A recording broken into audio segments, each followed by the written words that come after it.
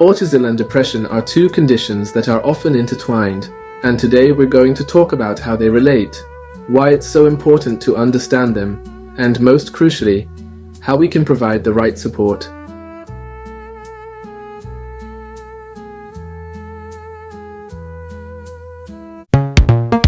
Creating pathways for progress to flow. Though some might not like the process, they know. Working on fast trains or in the metro's glow. For engineers, it's a thrilling show. First, what is autism?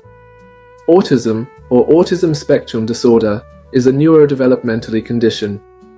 It manifests itself in varying degrees, ranging from individuals with exceptional abilities in areas such as math or music to those who require more support in their daily lives.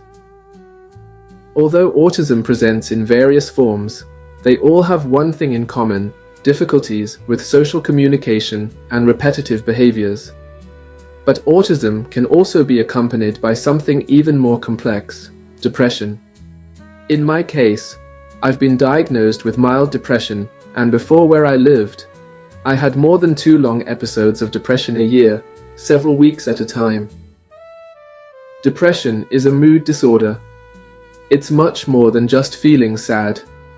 It involves persistent sadness, a feeling of hopelessness, and a loss of interest in activities that once filled us with joy.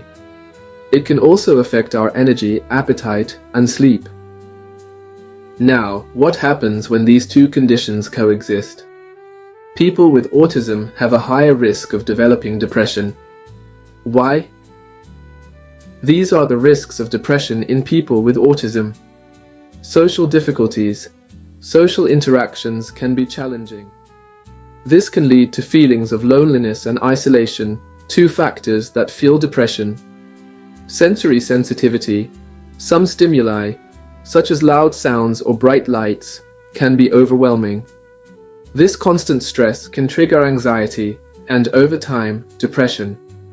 Social expectations. The pressure to fit in a world that doesn't always understand autism can be exhausting. This effort can take a profound emotional toll. Comorbidities. Other conditions such as anxiety or ADHD, which often coexist with autism, also increase the risk of depression. The good news is that there are ways to provide support and treatment. Treatment for depression in people with autism includes options such as cognitive behavioral therapy, tailored to meet our needs. Medication can also be considered, but always under the supervision of a professional. In my case, due to my ADHD, I tried medication, but my intellectual reasoning and neurological response time were affected, so I stopped taking the medication as my job depended on it.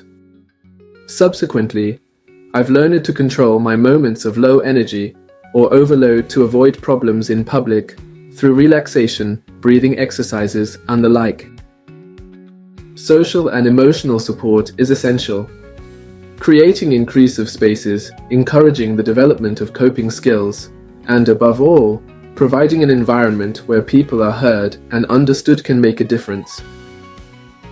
To learn more, you can consult reliable sources such as the American Psychiatric Association, APA, the National Institute of Mental Health, NIMH, Autism Speaks, and the World Health Organization, WHO. Autism and depression are two realities, but together we can ensure that those of us who experience them don't feel alone. It's time to understand, support, and above all, be part of a truly inclusive community. Thugs gave me a fight. We won national in volleyball's might, and third national in chemistry brought me delight. If back then I'd known my diagnosis true, things would have taken a different view.